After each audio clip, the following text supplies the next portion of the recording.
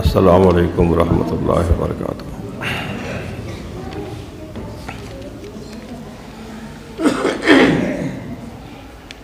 الحمد للہ رب العالمین والصلاة والسلام علی سید المرسلین وعلی آلہ واصحابہ اجمعین، اما بعد، اعوذ باللہ من الشیطان الرجیم، بسم اللہ الرحمن الرحیم۔ وَإِن طَائِفَتَيْنِ مِنَ الْمُؤْمِنِينَ اقْتَتَلُوا فَأَصْلِحُوا بَيْنَهُمَا۔ آمنت باللہ، صدق اللہ العظیم۔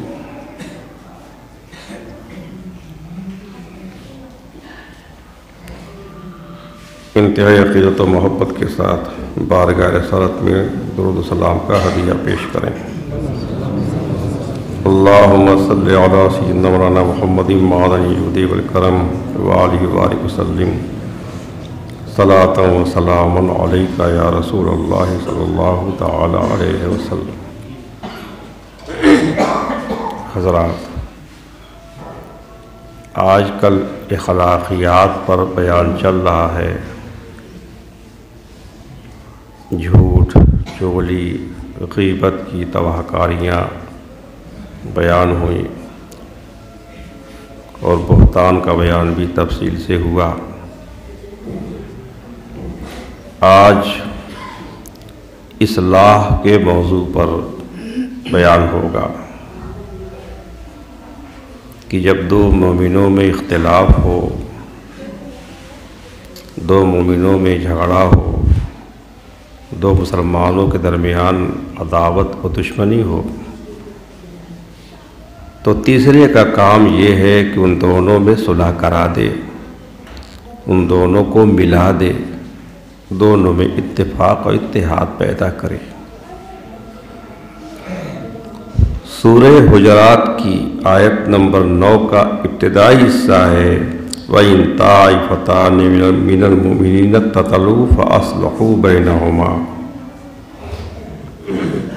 اور اگر مومنوں کے دو گروہ آپس میں جنگ کریں، لڑائی کریں، تو ان میں صلح کرا دو۔ آیت نمبر 10 ہے انما المؤمنون اخوة فاصلحوا بین اخویکم واتقوا اللہ لعلکم ترحمون۔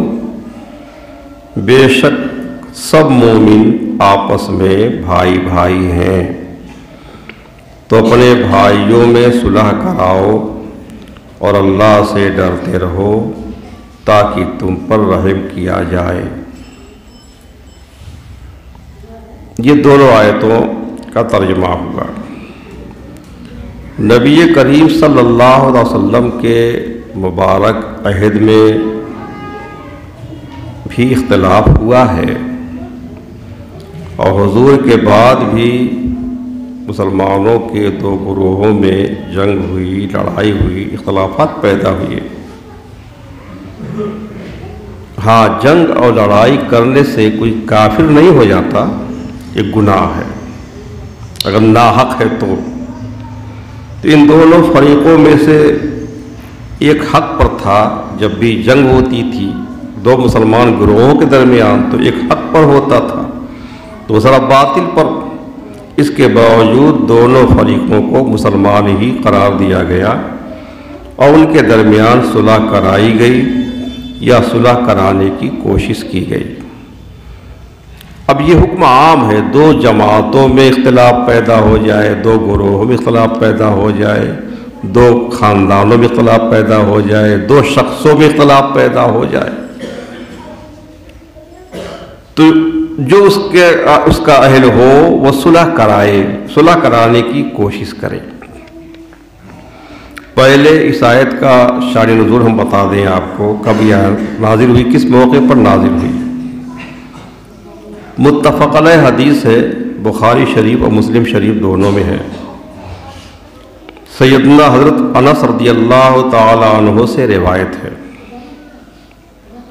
وہ فرماتے ہیں کہ نبی کریم صلی اللہ تعالی وسلم سے کہا گیا جب آپ شروع میں مدینہ منورہ تشریف لائے ہجرت کر کے، تو آپ سے یہ کہا گیا کہ اگر آپ عبداللہ بن ابی کے پاس تشریف لے جائیں تو اچھا ہو، کیونکہ آپ جب اس کے پاس تشریف لے جائیں گے تو اس سے وہ متاثر ہوگا، ہو سکتا ہے وہ مخلص مومن بن جائے۔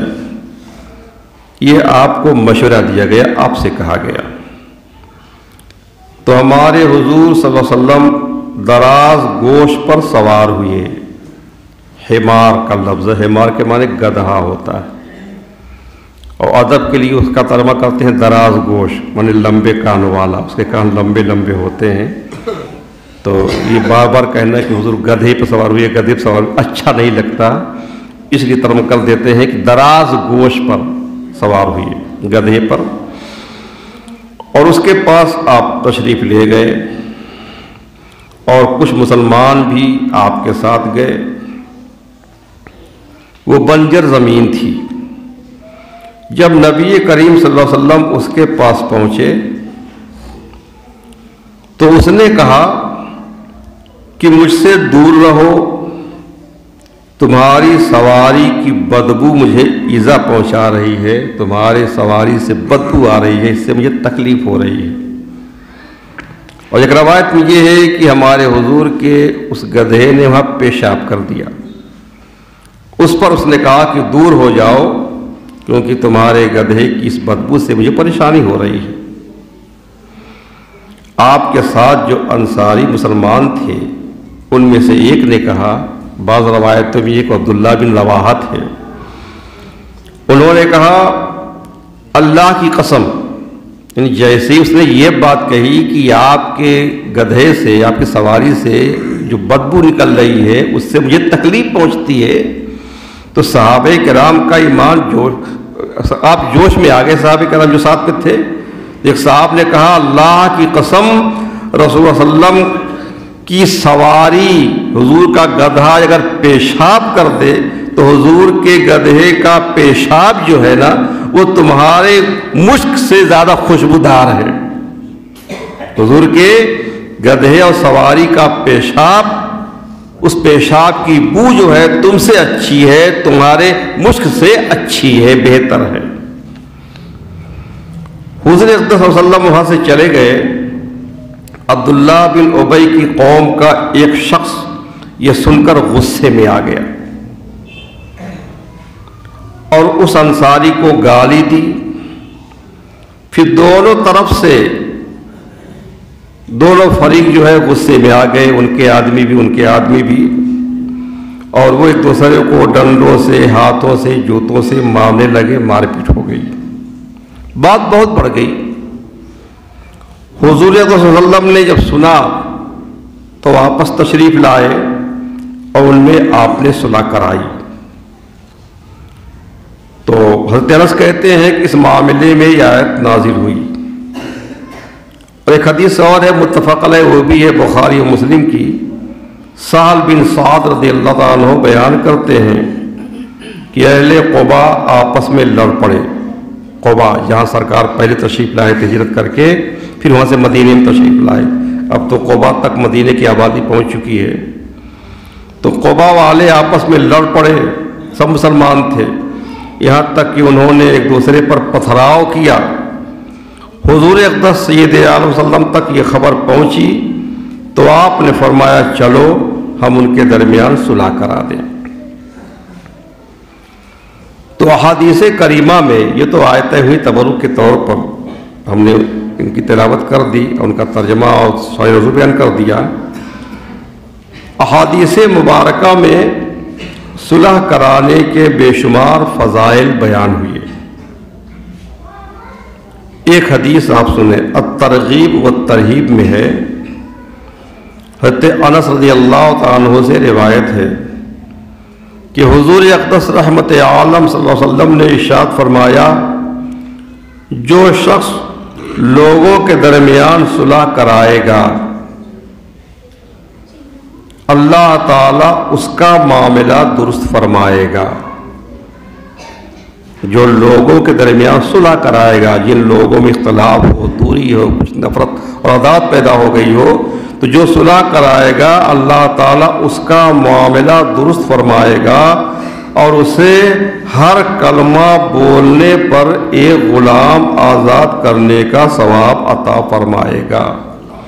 یعنی صلح کرانے میں جتنا بھی بولنا پڑا، اس کو سمجھانا پڑا، تو اس بولنے میں سمجھانے میں جتنی بات اس کی زبان سے نکلی، جتنا کلمہ اس کی زبان سے نکلا ہے، ہر کلمے پر ایک غلام آزاد کرنے کا ثواب عطا فرمائے گا۔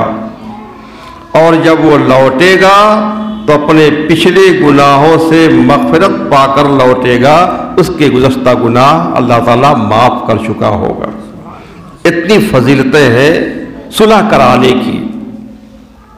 ابو داؤد کی حدیث ہے، حضور اقدس رحمت عالم صلی اللہ علیہ وسلم نے ارشاد فرمایا، کیا میں تمہیں روزہ، نماز اور صدقہ سے افضل عمل نہ بتاؤں؟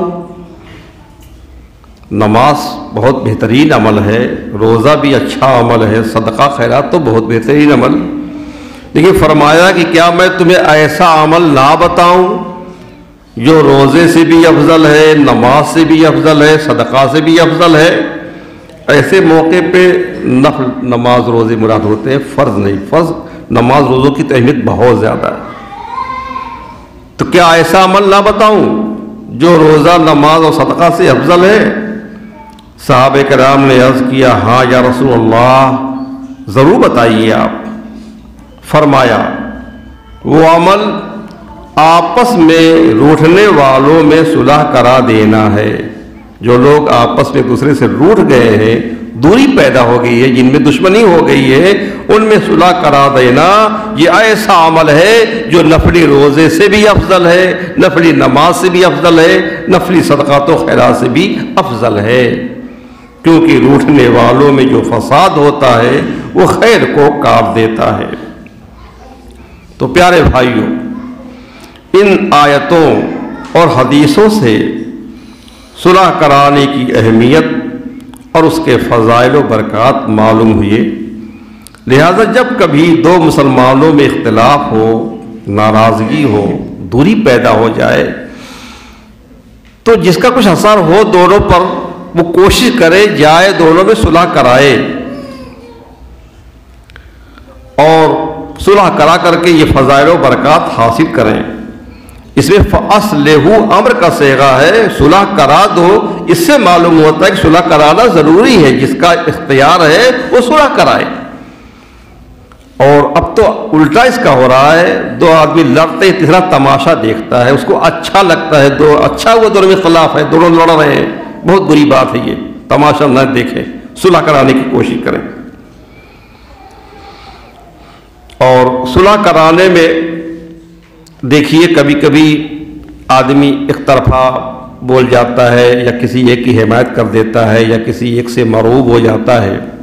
بہت دھیان دینا چاہیے اور بہت کوشش کر کے دیکھنا چاہیے کہ کون صحیح ہے، کون غلط ہے۔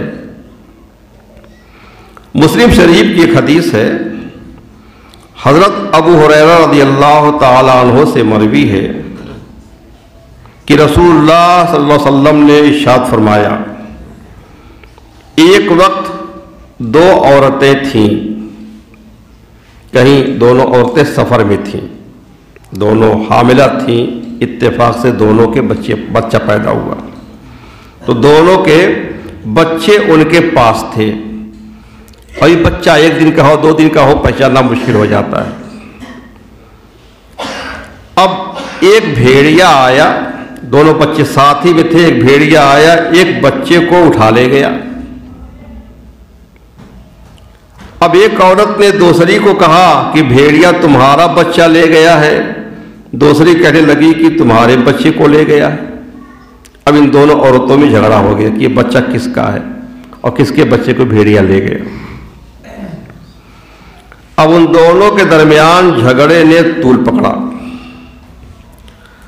تو وہ دونوں عورتیں اپنا فیصلہ کرانے کے لیے حضرت داؤد خلیفۃ اللہ علیہ السلام کے پاس آ گئیں۔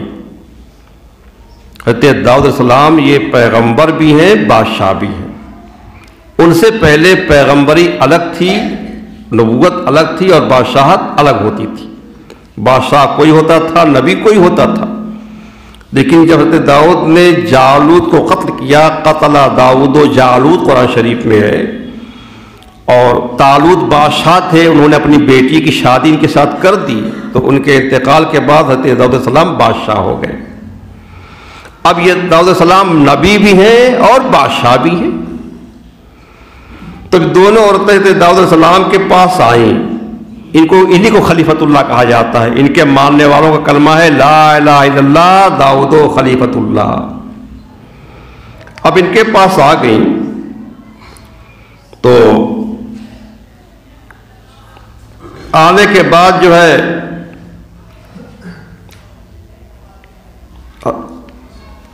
مقدمہ دائر کیا کہ یہ بچہ ہے، ایک بچہ غائب ہے، بھیڑیا لے گیا ہے، یہ بچہ کس کا ہے، آپ فیصلہ فرما دیں۔ تو بچہ جو ہے بڑی والی کے پاس تھا، دو عورتیں جو تھیں ان میں ایک عورت بڑی تھی عمر میں، ایک عورت چھوٹی تھی۔ تو بڑی والے کی گود میں بچہ تھا، وہ لیے ہوئے تھی، اس کا قبضہ تھا، اور وہ بہت رو بھی رہی تھی عجیب انداز سے۔ تو آپ نے بڑی کے حق میں فیصلہ کر دیا کہ یہ بچہ بڑی والی کا ہے، اور جو بھیڑیا لے گیا ہے وہ بچہ چھوٹی والی کا تھا۔ اس طرح سے وہ بچہ بڑی والی کو دے دیا۔ جب وہ دونوں باہر نکلی، اب چھوٹی والی رو رہی تھی، کیا کر سکتی تھی، فیصلہ ہو گیا، دربار نبوت بھی ہے، وہ دربار خلافت جو ہے بادشاہت بھی ہے۔ تو اب باہر جو ہے حضرت سلیمان بن داؤد علیہ السلام موجود تھے۔ اب یہ چھوٹے تھے، حضرت داؤد علیہ السلام کے صاحبزادے ہیں حضرت سلیمان علیہ السلام، یہ بھی پیغمبر ہیں، بعد میں یہ بھی بادشاہ ہوئے تھے۔ تو ابھی یہ بچے ہیں، یہ باہر تھے، اب ان کے سامنے دونوں عورتیں آئیں تو انہوں نے پوچھا معاملہ کیا ہے، تم لوگ کہاں گئی تھی، کس کام کے لیے گئی تھی، کیا بات ہے؟ تو انہوں نے داؤد علیہ السلام کے فیصلے کی خبر دی کہ اس کام سے ہم گئے تھے، اور حضرت داؤد علیہ السلام نے فیصلہ کر دیا ہے، یہ عورت جو ہے بڑی کا ہے، یہ بچہ جو ہے بڑی عورت کا ہے۔ تو آپ نے فرمایا کہ چلو، انہوں نے تو فیصلہ کر دیا، میں بھی فیصلہ کر دیتا ہوں۔ تو انہوں نے فرمایا کہ ایک چھری لاؤ، اور اس چھری سے میں اس بچے کے 2 ٹکڑے کر دیتا ہوں، چونکہ تم دونوں عورتیں دعوے دار ہو کہ یہ بچہ میرا ہے، اس کو بیچ سے چیر دیتے ہیں اس بچے کو، اور چیر کر کے دونوں میں تقسیم کر دیتے ہیں، ایک ٹکڑا اس کو ایک ٹکڑا اس کو دے دیتے ہیں، اس طرح سے دونوں کو یہ بچہ مل جائے گا۔ جب آپ نے اتنا کہا تو بڑی والی تو خاموش رہی، کچھ نہیں بولی۔ چھوٹی والی چیخنے لگی، اس نے کہا اللہ تعالیٰ آپ پر رحم فرمائے، ایسا ہرگز نہ کرے، ہوا ابنہا، وہ اسی کا لڑکا ہے، اسی کو دے دے، وہ لڑکا اسی کا ہے، اسی کو دے دے۔ تو آپ نے ارشاد فرمایا کہ یہ بچہ چھوٹی والی کا ہے، یہ بچہ چھوٹی والی کا ہے، اور چھوٹی کے حق میں آپ نے جو ہے وہ بچے کا فیصلہ کر دیا۔ بات کیا ہے، جب چھوٹی والی نے دیکھا کہ بچہ کاٹ دیا جائے گا، ختم ہو جائے گا، تو اس کی ممتا جوش میں آ گئی، بچہ تو اسی کا تھا، اس لیے سوچا کہ مجھے نہ ملے لیکن بچہ زندہ رہے، کم سے کم کہہ دیا وہ بچہ اسی کا ہے، اسی کو دے دیجیے آپ، لیکن بچے کو کاٹ ہی نہیں۔ اور بڑی والی خاموش تھی، کیونکہ اس کا بچہ تو تھا نہیں، یہ اس کا بچہ تو بھیڑیا لے گیا تھا، وہ جان رہی تھی، سوچا کہ میرا بچہ نہیں تو اس کا بچہ بھی نہ بچے۔ تو آپ نے فیصلہ کر دیا اس کے حق میں۔ اس سے ایک بات معلوم ہوئی کہ قبضہ کرنے سے کوئی ضروری نہیں ہے کوئی مالک ہی ہو۔ اگر کسی چیز پر 2 آدمیوں کا جھگڑا ہے تو اکثر یہ ہوتا ہے کہ جس کا قبضہ ہوتا ہے اس کو وہ چیز دے دی جاتی ہے، حقیقت میں وہ چیز اس کی ہوتی نہیں ہے، وہ جبرن قبضہ کر لیتا ہے، اپنی طاقت اور زور کے بل پہ قبضہ کر لیتا ہے، دوسرا کمزور اور غریب ہوتا ہے، قبضہ نہیں کر پاتا۔ تو صرف قبضہ دیکھ کر کے کسی کے حق میں فیصلہ کر دینا بھی درست نہیں ہے، غور کرنا چاہیے۔ ایسے ہی کوئی چرب زبان ہوتا ہے، دو آدمی آئے فیصلہ لے کر کے، ایک چرب زبان ہے، زبان بولنے میں بہت ماہر ہے، ایک آدمی کو بولنے کا سلیقہ نہیں ہے، تو یہ اپنی چرب زبانی سے بول کر کے اپنی بات ثابت کر لے جاتا ہے، اور سننے والا سوچتا ہے کہ ہاں یہی صحیح ہے، یہی حق پر ہے، اس کے حق میں فیصلہ کر دیتا ہے، جبکہ وہ بیچارہ بول نہیں پاتا، حق پر وہ تھا۔ کبھی ایسا ہوتا ہے کہ ایک آدمی رونے میں بڑا ماہر ہوتا ہے، یہ بات عورتوں میں ہوتی ہے، بعض عورتیں ہوتی ہیں چھچن والی، روتی ہیں، اس انداز سے روتی ہیں، رو کر کے 100 جھوٹ بولتی ہیں، اور 100 جھوٹ کو آدمی صحیح مان لیتا ہے، اور دوسری والی اتنا نہیں رو پاتی ہے تو سوچتا ہے کہ یہ غلط ہے، حالانکہ صحیح وہ ہوتی ہے، غلط یہ ہوتی ہے۔ اس لیے فیصلہ کرنے والوں کو اس پر غور کرنا چاہیے، صرف کسی کے رونے اور بلبلانے سے یا کسی کی چرب زبانی سے یا کسی سے ایک قبضہ کر لینے کی وجہ سے اس کے حق میں فیصلہ نہیں کر لینا چاہیے۔ بخاری شریف میں کتاب الصلاۃ میں ہے، حضرت کعب بن مالک رضی اللہ تعالیٰ عنہ سے روایت ہے، ہمارے حضور نے مرتبہ ایک فیصلہ کیا تھا، اس کی ایک مثال اس حدیث میں ہے۔ تو ایک کعب بن مالک نے ابن ابو حضرت سے اپنے قرض کا تقاضا کیا مسجد میں، یہ بخاری شریف میں حدیث ہے۔ مسجد نبوی شریف کے اندر کعب بن مالک کی ملاقات ہو گئی ابن ابو حضرت سے، وہ بھی صحابی یہ بھی صحابی، ان کا قرض ان کے ذمہ تھا، ابن ابو حضرت کے ذمہ قرض تھا، وہ نہیں دے پا رہے تھے، تو مسجد میں جو ہے ان کو پکڑ لیا انہوں نے، اور جو ہے اپنے قرض کا تقاضا کیا کہ میرا قرض دو، جو وقت پورا ہو گیا ہے اب تک تم نے دیا نہیں ہے، اور انہوں نے کچھ کہا انہوں نے کچھ کہا، تو آواز اونچی ہو گئی۔ عام طور سے صحابہ کرام جتنی اونچی آواز میں بات کرتے تھے اس سے کچھ اونچی آواز ہو گئی، حدیث میں دونوں کی آوازیں بلند ہو گئیں، اور حضور اقدس رحمت اللہ علیہ وسلم نے ان آوازوں کو اپنے گھر میں سن لیا۔ آپ اپنے کمرے میں تھے، آوازیں حضور کے کان تک پہنچی، آپ نے سن لیا، تو آپ ان دونوں کی طرف نکلے، آپ نے اپنے حجرے کا پردہ کھولا، دیکھا کہ دونوں ہیں آپس میں بحث کر رہے ہیں، پھر آپ نے آواز دی، یا کعب، اے کعب، انہوں نے کہا لبیک یا رسول اللہ، یا رسول اللہ حاضر ہوں، کیا حکم ہے؟ فرمایا کیا بات ہے؟ بتایا کہ میرا انہوں نے قرضہ لیا اب تک دیا نہیں ہے، مانگ رہا ہوں میں۔ تو آپ نے ارشاد فرمایا ذا من دینک ھذا، تم اپنے قرض سے اتنا کم کر دو، اسے اشارہ کہ اتنا کم کر دو، ایک انگلی کا آدھا اس پر انگلی رکھ کر کے اتنا کم کر دو، یعنی ہاتھ سے اشارہ کر کے بتایا کہ نصف، یعنی آدھا کم کر دو، یعنی اگر 10,000 درہم تھے تو 5,000 دینار معاف کر دو، آدھا قرض کرو، کم کر دو، معاف کر دو، اور آدھا تم وصول کرو۔ تب انہوں نے کہا لقد فعلت یا رسول اللہ، یا رسول اللہ صلی اللہ علیہ وسلم، میں نے ایسا کیا، میں نے آدھا چھوڑ دیا، معاف کر دیا۔ اب آپ نے ارشاد فرمایا قم فقضہ، ابن ابو حضرت سے فرمایا اٹھو اور اب ان کا قرض جو ہے ادا کر دو۔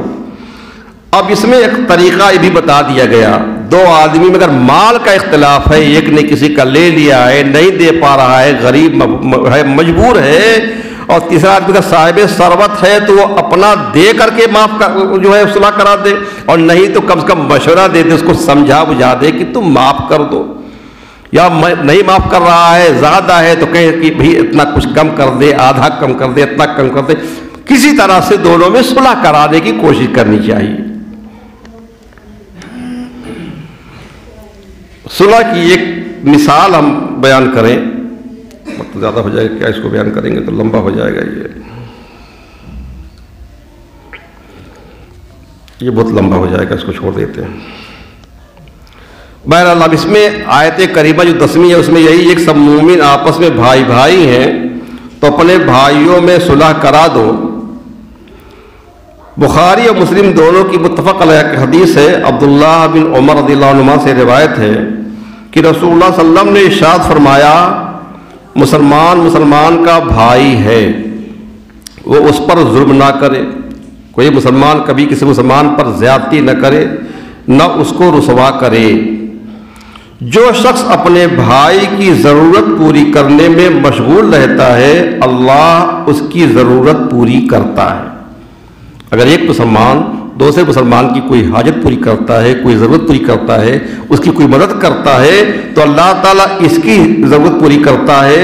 اور جو شخص کسی مسلمان سے مصیبت کو دور کرتا ہے تو اللہ تعالیٰ قیامت کے دن اس کی مصیبتوں میں سے کوئی مصیبت دور فرما دے گا۔ یہ حضور کا وعدہ ہے۔ اور جو شخص کسی مسلمان کا پردہ رکھتا ہے، یعنی اس کا عیب دیکھتا ہے، کمی دیکھتا ہے، پردہ ڈالتا ہے، تو قیامت کے دن اللہ تعالیٰ اس کا پردہ رکھے گا، اس کے گناہوں کو وہ چھپائے گا قیامت کے دن۔ متفق علیہ حدیث ہے بخاری مسلم کی۔ نعمان بن بشیر بیان کرتے ہیں رضی اللہ تعالیٰ عنہ کہ رسول اللہ صلی اللہ علیہ وسلم نے ارشاد فرمایا، تم مومنوں کو دیکھو گے کہ وہ ایک دوسرے پر رحم کرنے میں اور ایک دوسرے کے ساتھ دوستی نبھانے اور شفقت کرنے میں ایک جسم کی طرح ہیں۔ جب جسم کے ایک عضو میں تکلیف ہوتی ہے تو سارا جسم درد اور بخار سے کراہتا ہے۔ تو سارے مسلمان ایک جسم کی طرح ہیں۔ اور بدن کے جتنے بھی اعضاء ہیں، پیر میں تکلیف ہو، ہاتھ میں تکلیف ہو، آنکھ میں تکلیف ہو، ایک عضو کو تکلیف ہوتی ہے تو بدن کے کسی بھی عضو کو چین نہیں رہتا، سکون نہیں رہتا۔ ایسے سب مسلمان آپس میں بھائی بھائی ہیں، ایک عضو کی طرح ہیں۔ ایک مسلمان اگر مصیبت میں ہو، تکلیف میں ہو، پریشانی میں ہو تو دوسرے مسلمان کو سننے کے بعد، جاننے کے بعد آرام سے نہیں رہنا چاہیے، بلکہ اس کی پریشانی دور کرنے کی کوشش کرنی چاہیے۔ مسلم شریف کی حدیث ہے، نعمان بن بشیر فرماتے ہیں کہ رسول اللہ صلی اللہ علیہ وسلم نے ارشاد فرمایا کہ تمام مومنین ایک شخص کی طرح ہیں، جب اس کی آنکھ میں تکلیف ہوگی تو سارے جسم میں تکلیف ہوگی، اور اگر اس کے سر میں درد ہوگا تو سارے جسم میں درد ہوگا۔ اس طرح سے ہر آدمی کا درد محسوس کرے، اپنا درد سمجھے، اس کی تکلیف کو اپنی تکلیف سمجھے۔ یہ ہے اسلام کی تعلیمات۔ ہم جو بھی اسلام کی تعلیم بیان کرتے ہیں، اس سے پہلے بیان ہوا غیبت وغیرہ پر، اور پھر جب اپنا عمل دیکھتے سمجھ میں آتا ہے کہ ہم اسلام کی تعلیم سے بہت دور جا چکے ہیں، کافی دور جا چکے اسلام کی تعلیم سے۔ اسلام کا نعرہ لگاتے اسلام کو مانتے ہیں، مسلمان ہیں، لیکن مسلمان ہے کیا؟ مسلمان اسلام کی کسی تعلیم پر ہمارا عمل ہے ہی نہیں۔ اور ایک حدیث بہت پیاری امید افزا حدیث آپ کو سنا دیں، اللہ تعالیٰ بھی لوگوں میں صلح کرائے گا۔ قیامت کے دن اللہ تعالیٰ بھی مسلمانوں کے درمیان صلح کرائے، کیونکہ اگر کسی کے دل میں تھوڑا سا بھی کسی سے رنجش ہوئی اور کینہ رہا تو اس کو جنت میں جانے ہی نہیں دے گا، جب تک دل بالکل صاف نہیں ہو جائے گا۔ جنت میں جانے کے بعد کسی کے دل میں کسی سے کوئی کینہ نہیں رہ جائے گا، جب صاف ہوگا دل تبھی جو ہے جنت میں جانے دے گا۔ امام حاکم کی مستدرک میں ہے، حضرت انس رضی اللہ تعالیٰ عنہ فرماتے ہیں ایک روز سرکار اقدس صلی اللہ علیہ وسلم تشریف فرما تھے اور صحابہ کرام بھی آپ کے پاس موجود تھے۔ آپ نے تبسم فرمایا بغیر کسی بات کے، آپ مسکرائے، کسی سے کوئی بات چیت تو نہیں ہوئی لیکن آپ مسکرائے۔ تو حضرت عمر رضی اللہ تعالیٰ عنہ نے عرض کی، یا رسول اللہ، میرے باپ آپ پر قربان، آپ نے کس لیے تبسم فرمایا؟ خدا کرے آپ ہمیشہ مسکراتے رہے، اس وقت مسکرانے کی وجہ کیا ہے؟ حضرت عمر نے پوچھا مسکرانے کی وجہ کیا ہے، آپ نے کس لیے تبسم فرمایا؟ تو ارشاد فرمایا کہ میرے دو امتی اللہ کی بارگاہ میں دو زانوں گر پڑیں گے۔ قیامت کا جب دن ہوگا تو میرے دو امتی ہوں گے، وہ اللہ کی بارگاہ میں دو زانوں گر پڑیں گے۔ ایک عرض کرے گا، یا اللہ، اس سے میرا انصاف دلا کہ اس نے مجھ پر ظلم کیا تھا، ایک نے ایک پر زیادتی کی تھی۔ اب یہ دونوں خدا کی بارگاہ میں پیش کریں گے، اللہ تعالیٰ اس کی نیکیاں اس کو دے دے گا، جس نے زیادتی کی تھی اس کو نیکیاں مل جائیں گی، اس مظلوم کو ظالم کی نیکیاں مل جائیں گی۔ تو اللہ تعالیٰ مدعی سے فرمائے گا مظلوم سے کہ اب یہ بیچارہ کیا کرے، اس کے پاس تو کوئی نیکی باقی نہیں، یعنی ساری نیکیاں اس کو دے دی جائیں گی لیکن اس کا حق بھی پورا نہیں ہوگا۔ اب کہے گا کہ اللہ مجھے پورا حق ملنا چاہیے، ساری نیکیاں مل گئی ہیں لیکن ابھی میرا حق پورا مجھے نہیں ملا ہے. تو اللہ فرمائے گا کہ بیچارہ کیا کرے، اس کے پاس تو کوئی نیکی باقی ہے ہی نہیں، اب تمہیں کیا دے. تو وہ مظلوم جو ہے وہ عرض کرے گا کہ مولا میرے گناہ اس کے ذمہ ڈال دے، نیکیاں تو مل گئی، اب میری جو گناہ ہے وہ اس کے ذمہ ڈال دے. کبھی کبھی اللہ تعالیٰ رحم فرماتا ہے، کبھی غضب فرماتا ہے. اب یہاں دیکھیے رحم فرما رہا ہے.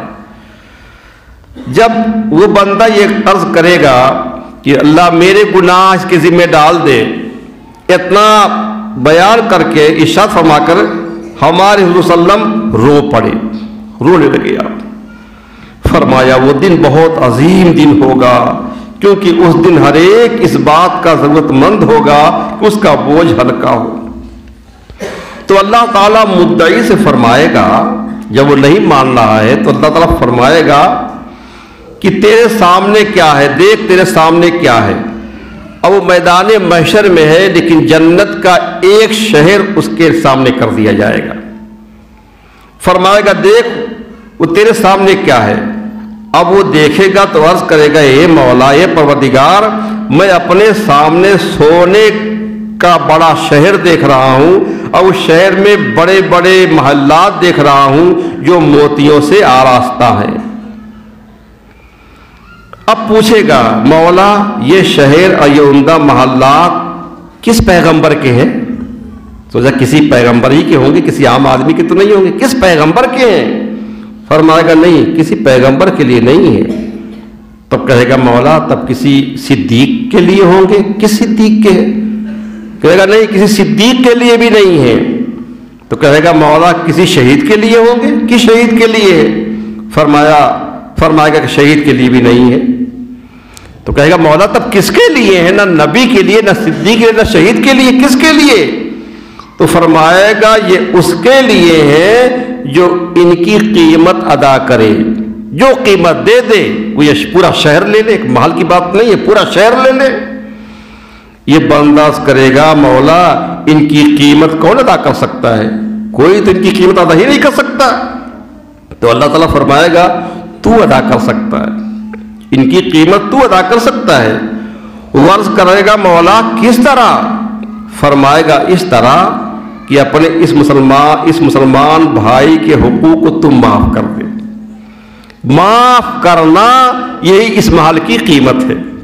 اس سے ایک شارتاً ہم کو یہ بات معلوم ہو گئی کہ اگر ہم اپنے مسلمان بھائی کو معاف کر دیا کریں تو معاف کرنے کی بنیاد پر اللہ تعالیٰ ہم کو جنت میں اعلیٰ محل عطا فرمائے گا انشاءاللہ تعالیٰ. تو معاف کر دے. تو بندہ عرض کرے گا مولا میں نے اس کے سارے حقوق معاف کر دیے، میں نے معاف کر دیے. تو اللہ تعالیٰ فرمائے گا کہ چل اپنے بھائی کا ہاتھ پکڑ اور دونوں ساتھ میں جنت میں چلے جاؤ. یہ ہے شان رحمت اس کی، ظالم کو بھی مظلوم کو بھی دونوں کی بھی، دونوں جنت میں چلے جاؤ. پھر حضور نے فرمایا، اس پر صحابہ کرام کو فرمایا کہ اللہ سے ڈرو اور اللہ کے بندوں میں صلح کراؤ، کیونکہ اللہ تعالیٰ قیامت کے دن مسلمانوں میں صلح کرائے گا. اور آپ اس سے پہلے سن چکے ہیں کہ صلح کرانے کے لیے جھوٹ بولنا بھی جائز ہے. تو اسلام میں مسلمانوں کا آپس میں اتفاق اور اتحاد اس قدر محبوب ہے کہ ان میں صلح کرانے کے لیے جھوٹ بولنے کی بھی اجازت دے دی گئی. مگر بدقسمتی سے آج کل صلح کرانے کے بجائے جھوٹ بول کر مسلمانوں میں پھوٹ ڈال دی جاتی ہے. اگر کوئی کسی کے خلاف معمولی سی بات بھی کر دیتا ہے تو اس کی بات کو مزید بڑھا چڑھا کر چغلی کرتے ہوئے اس میں نمک مرچ لگا کر کے دوسرے سے بیان کیا جاتا ہے تاکہ ان میں بغض پیدا ہو، عداوت پیدا ہو، دوری پیدا ہو، عداوت کی آگ بھڑکے اور یہ ایک دوسرے سے دور ہو جائے. تو یاد رکھو مسلمانوں کو آپس میں لڑانا، ان میں فتنہ و فساد ڈالنا، دوری پیدا کرنا یہ شیطان کا کام ہے. اللہ تعالیٰ فرماتا ہے ان الشیطان ینزغ بینہم، بے شک شیطان ان کے آپس میں فساد ڈالتا ہے، دشمنی پیدا کرتا ہے. تو فساد ڈالنا، دشمنی پیدا کرنا، دوری پیدا کرنا، نفرت ڈالنا، یہ شیطان کا کام ہے۔ اور دو مسلمانوں کو ملانا، دو دلوں کو جوڑنا، آپس میں صلح کرانا، اتفاق پیدا کرنا، یہ اللہ کا کام ہے اور رسول کا کام ہے۔ تو بھائیوں، کام وہ کرو جو اللہ کو پسند ہو، رسول کو پسند ہو، وہ کام ہرگز نہ کرو جو شیطان کا کام ہو۔ اللہ تعالی ہم سب میں اتفاق اور اتحاد پیدا فرمائے۔ فاتحہ۔